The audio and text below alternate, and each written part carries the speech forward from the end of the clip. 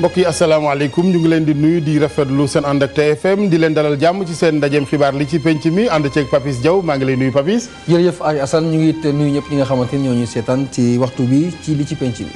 xibaar yi dina ci bokk mbokk yi actualité bi Papis Diaw la ñu ci àndal ak conférence de presse bu waa convergence socialiste ci ëllëgu jaaruk Malick Noël Seck ci kanamu conseil discipline parti bi moom Malick Noël Seck doon sàkku rek jugeek Ousmane Tanor Dieng ci boppu parti bi di parti socialiste. waa Benno Bokk Yaakaar di ñi nga xamante ne ñooy mbootaay gi yóbbu Macky Sall ca palais ba ñoom nag Benno Bokk Yaakaar googe ñoo amal ndaje tey di ci sanc seen directoire de campagne lañu ci jublu rek mooy waajal élection palak député yi nuy amal Sénégal benn fan ci weeru sulet. leneen ci xibaar ñeel gune yi nga xamante ni ñoo nekk ca pouponnière bu Médina jot nañu tey ji ndimbalu takku tukkee ci waa Croix-Rouge ci wàllum dund wàllum yëre waaye ci seen nekki nag lu koy gënal ci bëccëgu tey gi nu jagleel wàllu solidarité ñu des ak askan wi wàllu wér-gu-yaram ak opération jëm ci wàllu xol naka la ñuy def ba di ko def opération gi ca xotti du ci am opération cœur ouvert Sénégal nga ca ci wàllu matuwaay sport gi dinañ ci ànd ak Papa Abdoulaye Der focus tey bi ñu ngi ko jagleel réero wala boog yëngu yi ci biir parti socialiste ak kaddu yi ndaw ñi di njiital convergence socialiste mi gis ne jot na ci Ousmane Tanor Dieng mu jóge ci boppu parti bi foofee am nañu ci gan njiital le populaire sunu nattango Pape Samba Kane.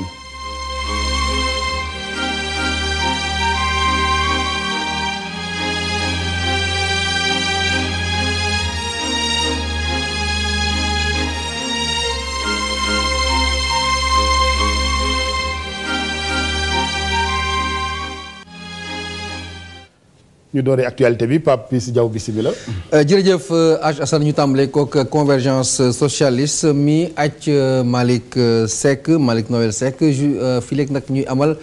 seen assemblée générale li waral nag loolu mooy génn bi nga xamante ni Malick génnoon na ko di sàkku Ousmane Tanor Dieng tekki ndombal tànkam ci boppu parti socialiste moom Malick Noël Seck nag moo nekkoon njiitu convergence socialiste daan si ñëwaat ci ay leeral ànd si xëy na ak Chérif Dia. naka noonu ci wàllu politique Seydou Gueye moom la ñu tabb ci boppu directoire de campagne coalition Benno Bokk Yaakaar.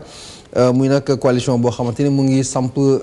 ay gis-gisam ci juróom-ñeenti poñ bokk na si dooleel li nga xamante ni moom mooy baykat bi moo xamit ci wàllu paj mi ak li nga xamante ni moo jëm ci wàllu suuf ñu it jàpp ne ñoom tey la ñu fësal li nga xamante ni mooy ñi ngànk seen directoire de campagne boobu aju ci législative yi nga xamante ne ci la ñu jëm fii ci réew mi. lu jëm ci beneen wàll groupe Futur Média di gën a dëgëral li nga xamante ni mooy plainte bu mu porté plainte ki agressé journaliste am boobu nekk ci l'Observateur ñu koy wax Ibrahima Diakhaby am na ab certificat médical bu nga xamante ni mu ngi jógee ci l'hôpital Philippe Maguilène Senghor muy wax ne moom am na ay gaañu-gaañu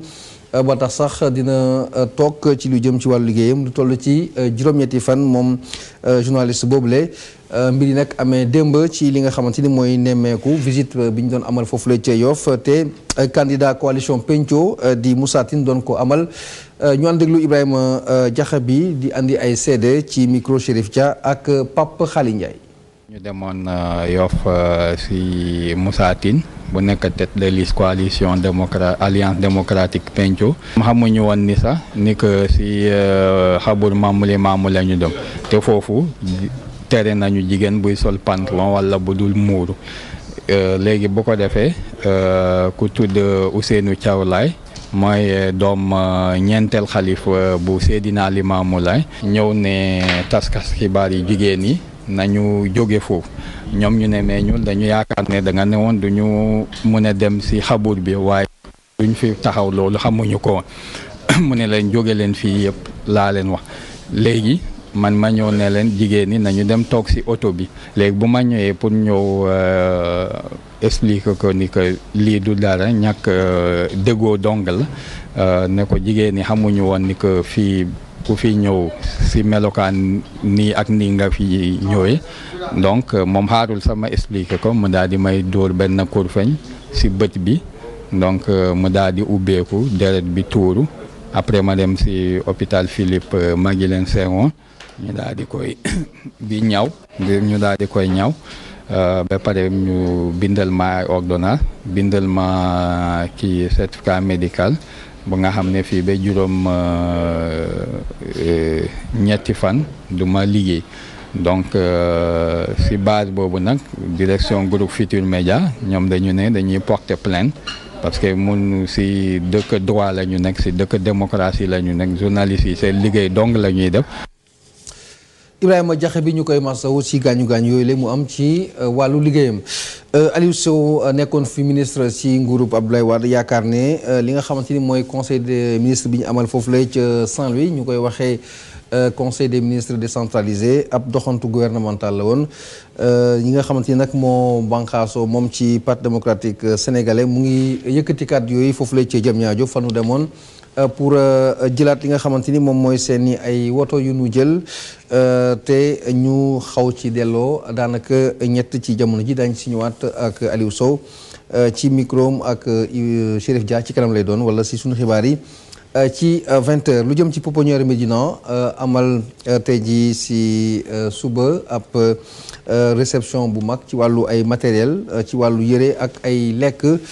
muy nag loo xamante ne initiative Croix-Rouge la di jàppale nag li nga xamante ni ñooy bàyyi ma yi ñi nga xamante ni it ñoo ñàkk donc seeni ay waajur nday bi nag amee kon tey ci suba ji si célébration journée de la solidarité ci la ñu nag ànd déglu ki nga xamante ni moom mooy ki ñu si andil ay leeral di soxna Maimouna Ndiaye. mu mel ni Papis élément bi parewul waaye xam naa ni du ma la summi mais sànq bàyyi mooy xam naa bàyyo yi nga bëgg a wax. bàyyo yi voilà très bien élément bi parewul du ñàkk ñu ànd ci 20h. voilà ñu nag wéy kon di wax li nga xamante ni moo jëm ci wàllu international ki ñu ko tënkal moom mooy Aminata Yade boobu it ñu ne ñu antuwul mu mel ni daal Assane machine yi xëy na tey dañoo añul wala tàngaay bi moo leen jàpp. wala ñi nu dénk machine yi. voilà. jërëjëf Papis Pierre Da Silva ngir rek siwal tur yi mu moytu lu ni mel ñu jàll ci ponk beneen du ñàkk xëy na élection yi soxna Fatimata Ba muy waxtaanee ñii di mbootaay yi taxaw ngir législative yi ci wàllu kon palak député benn fan ci weeru sulet lay doon seetlu gi mbokk yi ci bii yoon mooy wolof gi bari na ci loolu coalition yi ñu bari ci ñoom kàllaama wolof la ñu jëfandikoo mel daal danoo bëgg rek daal di séduire maanaam saf aji wote yi Fatimata Ba yaay jàlloo. si ñaar fukk ak ñeent parti ak i coalition politique yu bokk ci jongante député yi fukk ak ñett si ñoom ay baat yu wolof la ñu yor li ci mel ne Bennoo Bokk Yaakaar Bokk Gis-Gis wala itam Pencoo muy ay baat yu ëmb lu bëri. Bokk Gis-Gis am na loo xam ne wund na ko mooy ñoo xam ni dañu nekk ci benn kër amaana ñoo am ay jafe-jafe ci seen diggante tasaaroo wuñu benn Bokk Yaakaar mooy dafa am ci jamono boo xam ni. ñi ëpp mooy ñëpp dañu defoon say nekk benn dànk jàkkaarloog koo xam ni dañu yaakaar ni moom dafa siif seen alal. su fekkente ne da nga jël nga tuddee sa bopp pettaaw xam nga pettaaw moom day gisaane pettaaw lu ne lañ ciy gis. convergence patriotique pour l'équité mu xam ne loolu ci tubaab du xam nan lañ koy waxee. mu def bés du ñàkk. lii waral nag ñuy utal seen parti ak i coalition yooyee ay turu olof bëri na lool. booy wax nit ñi da ngay wax loo xam ni tolloo na ak seen dégg-dégg ak seen gis-gis ngir nga jot loolu da ngay sukkandiku ci jumtuwaay yoo xam ne dana leen may ñoom ñu dégg li nga wax. kon li ñu jàpp daal mooy wolof bi lii tax mu indi ko mooy politicien leen na ko ñor am baatu nit ñi waaye li ci doy waar mooy bu nu delloo nag ba jël nguur gi. boo xoolee lépp ci tubaab lañ koy bind. am na sax ñu jàpp ne loolu dañ koy mbubboo rek ngir am lu ñu bëgg ci élection yi. réew mënut a suqali boppam ci làkki jaambur ku gént sa làkku ndey ngay génte ku tiit di yuuxu sa làkku ndey ngay woote mënuñoo suqali réew yi te sukkandiku wuñ ci làkki réew yi. ay parti politique yu am ay baati olof nag yàgg naa am ndax bu ñu fàttalikoo PAI bu Majmoud Diop bi ñu créé woon ci atum 1957 moom slogan moo nekkoon moom sa réew. Fatmata Ba ñu koy gërëm kon mu doon gëstu rek wolof gi nga xamante ni kuréel yi taxaw ngir législative yi safoo nanu ko lool seeni coalition ki mbootaay bu ca ne tur ga wolof bi la nu ca jëfandikoo du ñàkk Papis Diaw bu amoon coalition Bennoo Bokk ndab la koy tuddee ndax moom njaween la ndab la ci la xalaat lay dem ñu daal di nag dand tuuti politique gi waxtaanee wér-gu-yaram ak opération chirurgicale lu jëm ci wàllu opéré gi ci l'hôpital yi ñeel jàngoroy xol Sénégal def ci jéego yu am solo ci wàllu ku moytul sax léegi dootul soxlaw xotteeg yeneen dañu koy def cœur ouvert ca fànn woowee gis nañ ci ne jéego yu am solo réew maa ngi ko ciy def donte nag war na gën a yokk matuwaay ak jumtukaay yi Fatou Kiné Dem la ñu ci àndal ak Ibou Cissé. crise cardiaque wala infarctus bokk na ci musiba yi nga xamante ne feebaru xol yi ñoo koy indi. tuyau yi nga xam ne moom mooy dundal xol bi moom mooy fatt mais kooku tuyau yooyu pour mu fatt il faut nga am lu ñuy wax yenn facteur de risque du n'importe qui moom ay tuyau rek jo xëy suba fatt facteur de risque yi lañ ko gën a xam ci wolof mooy li ñuy wax affaire tension moo koy jukk faral joxe ñuy tux cigarette ñi nga xam dañu am poids wala ñu am cholestérol wala ñu am diabète loolu mooy indi li nga xam ne mooy dem ba nga xam ne tuyau yi dootul retax muy fatt te bu fattee nag complètement ci lay indi li ñuy wax crise cardiaque. loolu tax na ba képp koo xamante ne dafa am feebaru xol war na def kéem kàttanam ba ràññee symptômes yii. li ci am caractéristique mooy loolu souvent bu la dalee boo defee effort mu ñëw boo calmé mu taxaw sauf diabétique yi ñoom en général du ñu yëg loolu moo tax seen cas difficile ñoom bu ñu ñëw rek day fekk nag c'est trop tard parce que def nañu souvent crise bi wala maladie bi évoluer.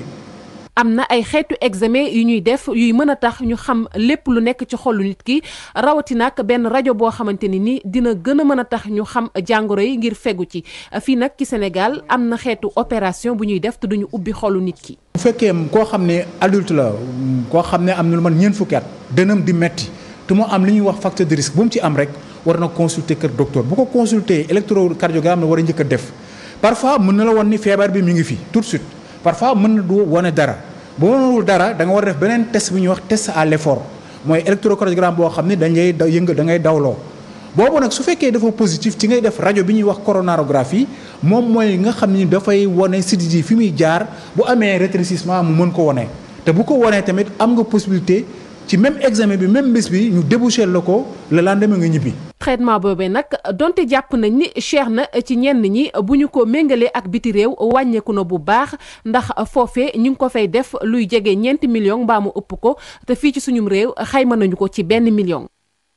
Fatou Kiné Dem ñu koy gërëm mbokk yi daal di dem Médina ca pouponnière gox ba ngir gën leen xamele ak moom atum 1995 la ñu ko fa sancoon ci ndimbalu sœur franciscaine kër la gu yàgg taxaw gune yi waaye nag jamono yi jafe-jafe yi bari fa lool wàllu koppar rawatina di bërëb bu soxla taxaw ndax taxaw gi nu nekkee jëmee ci gune yi soxna Maymuna Njaay la ñu ci àndal ak Ibrahima Diouf.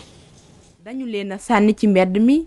ñii ñu teel a ñàkk seen yaay ñeneen ñi am ay gàllankoor ci seen wàllu wérgu yaram. ñu ngi ci biir pouponnière bu Médina doon ab béréb bu ñuy dénkaane xale yi. liggéey bi sax dañu koy def te duñu ci laaj dara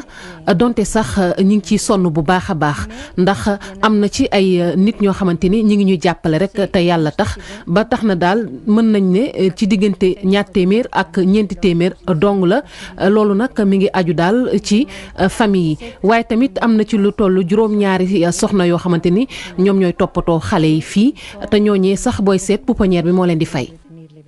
tey nag lim bi toll na ci juróom-ñett fukk ak benn muy luy jur ay jafe-jafe yu bari. jafe-jafe yi bari na lu ci mel ni xale yi bu ñu feebaree war nañ leen a entrer jafe-jafe yi tamit jëm na ci facture ndox mu cher mi courant bu cher bi ak ñi nga xamante ni ñoom ñooy yore xale yi tamit dañ leen a war a fay te loolee yépp kër gi moo koy jël en charge. xale yi ñu ci bari ci mbedd mi lañ leen foree. loolu tax na ba liggéeykat yi xalaat ni jot na waajur yi ubbi seeni gët. loolu tax na ñi ngi sàkku nag ci parents yi maanaam waajur yi ñu def seen kéem kàttan ba jàppale ñu ci bu baax a baax ndax fii lu toll ci juróom-ñetti fukki xale la ñuy toppatoo bis bu set te loolee yépp pouponnière bi moo ko jël en charge ba tax na ñi ngi sàkku tamit ci soxna yi di leen ñaan ñu bàyyi xale yi ñu jur di sànni. pouponnière bi nag ci atum 1955 la ñu ko taxawal fii ci Sénégal tey nag. xale yi bari nañu ba liggéeykat yi xalaat ni jot na ñëpp jàpp ci ngir suqali centre bile.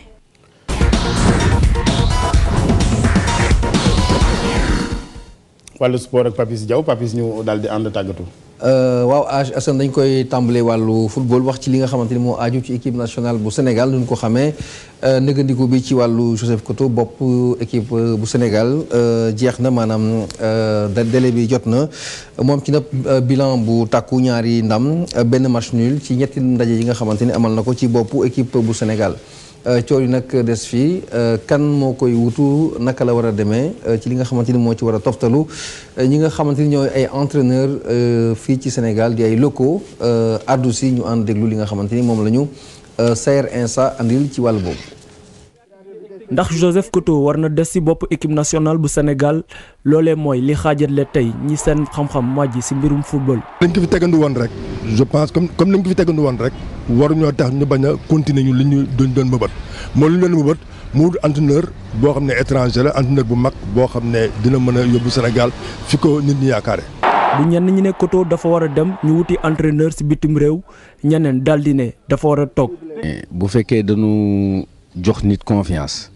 bon bàyyi que mu commencé liggéey bon jox ko ay objectifs mu réaliser ay objectifs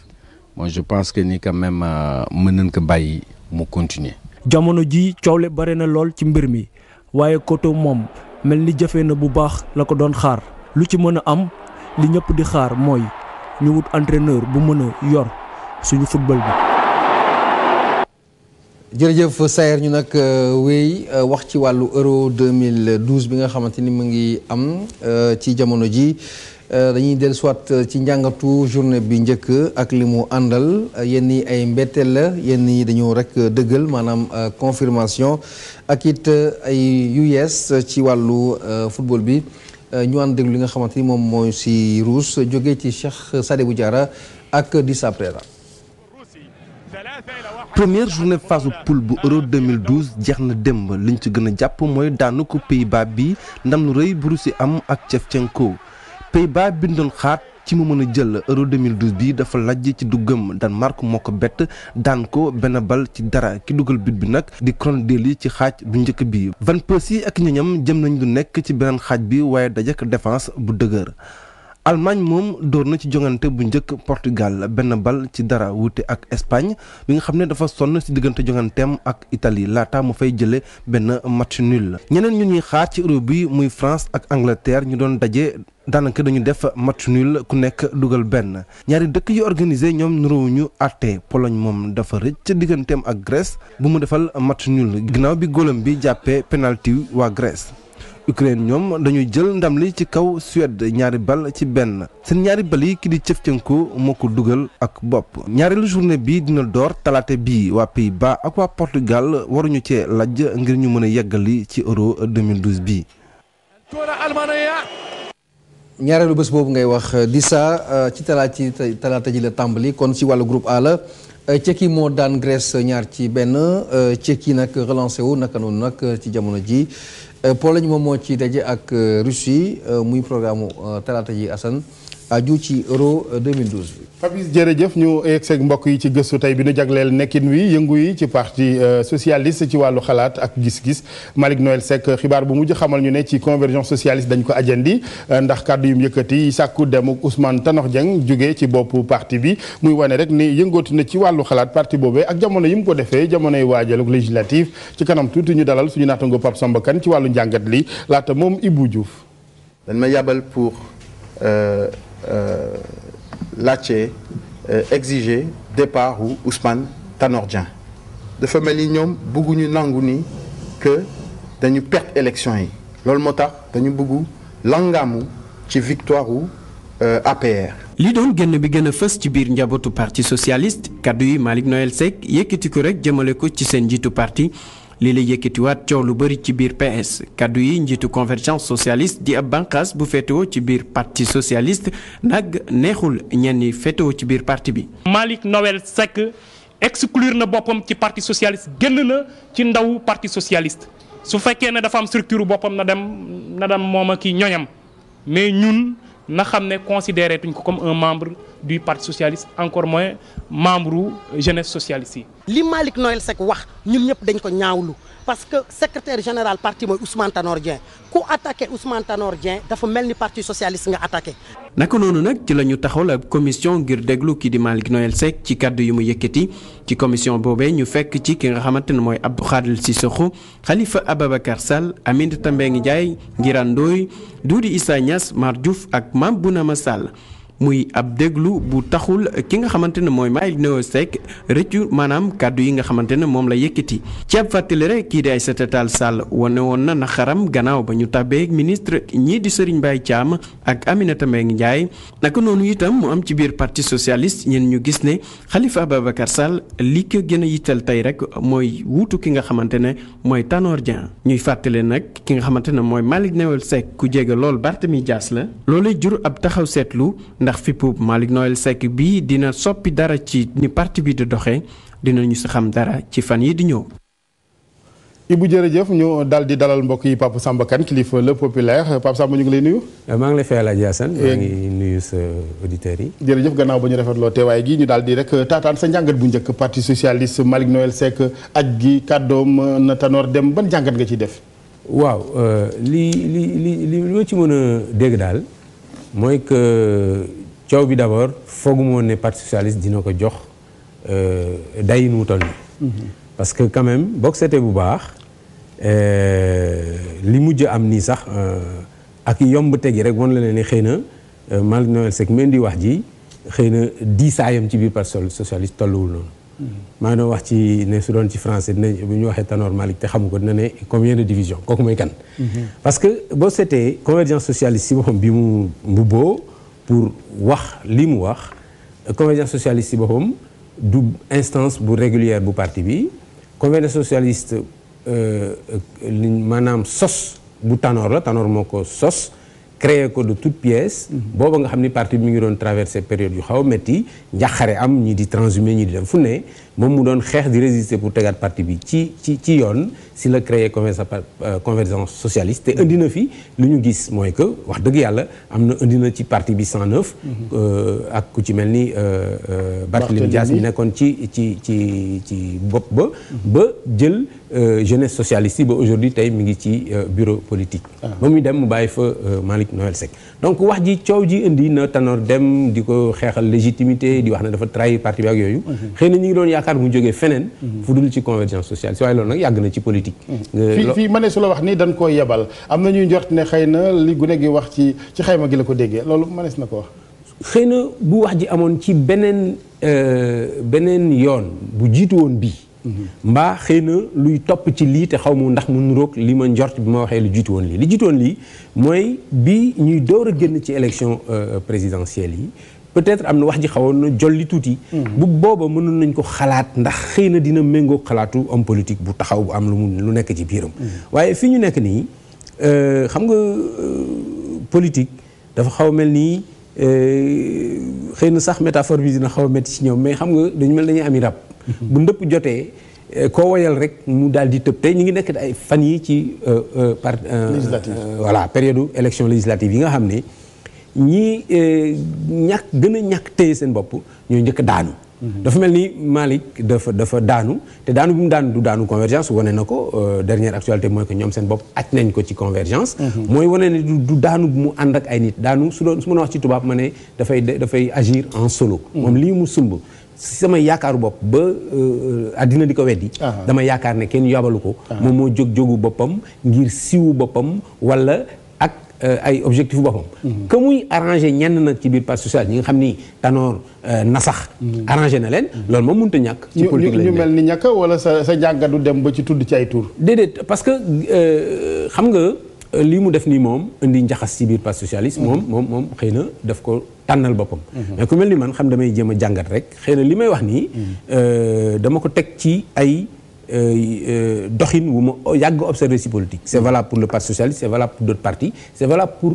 homme politique yëpp dañu nekk ay opportunistes dañuy xaar di déglu parce que ñoom nekkuñu association xam nga association en général day nekk ay xaritoo mën ngay fam ñu bokk ñu daal di ko jox mais ñoom seen association yi xaritoo gi da ciy néew lool ku ci nekk rek da ngay indaale sa ambition bopp sa intérêt bopp et cetera boo jiitalee kenn sax xëy na daf fekk ne mu jiitu moo la arrangé rek waaye du fekk cofeel mbaa da nga koy yaakaar rek mais cofeel mbaa leneen mbaa yéene ko du faral di nekk réalisme politique mooy seen loolu nga xam ni xëy na loolu léegi débat bi Pape Samba Kane débat bi lan moo ci sa xalaat gune gi ñu yebal ko déet mu dem en solom déet jibal na ko Ousmane Tanor Dieng da nga gis ne jot na mu xalaat ak demam wala lan nga gis yow xam nga ñi yàgg ci terrain politique bi seen dem dafa nekk benn débat bi nga xam ni li ko indi mi ngi juddoo ci biir nguuru Abdoulaye Wade. xëy na sax jiitu na ko wala bokkul ak moom mbokk gu dëgër. waaye def na ko li ñuy wax mode. parce que ku mel ni Abdoulaye Wade dafa ñëw mag fi gën fee yàgg ci politique ba pare jiitu réew mi te fas yéenatu loon dem foogoon nañu sax bu perte dem waaye gis nga mi ngi ngoy dafa ñëw rek indi benn notion bees ay alternance générationnelle waaye dañu war a tamit di méfier wul tuuti ci ay préceptes yi nga xam day juddu nii rek benn expression bu rafet juddu rek ñëpp ngoy ci wala kenn wax ko parce que arrangé na ko rek mu ngoy ci. il est certain que renouvellement classe politique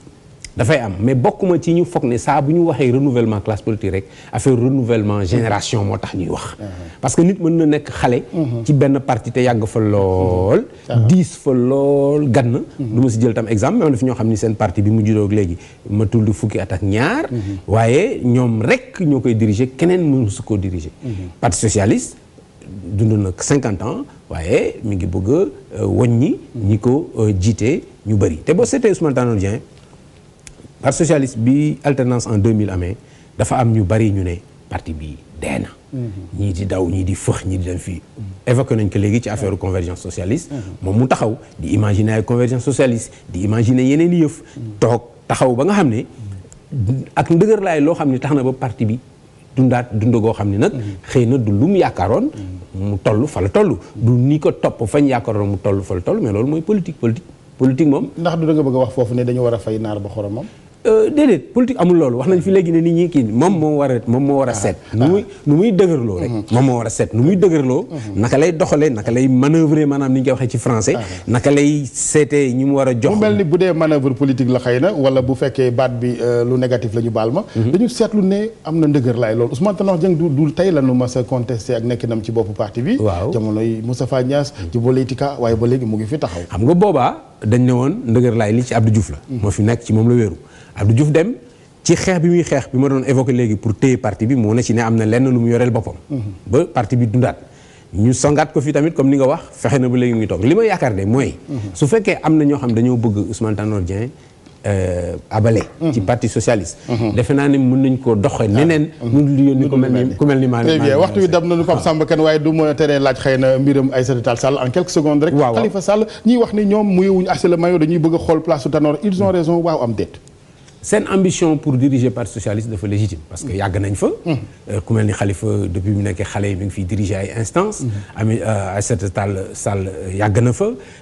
li ñu doon évoqué léegi am na fi ay transhumance ay yu méttee ñu teg fa ñu nekkoon. ñu toog fa ñu nekkoon mënoon a dem lool ñu woo leen jox leen lu ne ñu toog kenn ñàkk ñu benn légitimité. pour yóotu lépp lu ñu mën a yóotu si biir parti socialiste. très bien kon c'est une ambition légitime. absolument jërëjëf Pape Samba. mu nekkoon mbokk yi ak ñun Pape Samba Kane ci seen émission li ci penc mi ñu koy jox ndaje 20h incontournable Khalifa Diakhaté ngeen ci àndal ñu fanaan jàmm.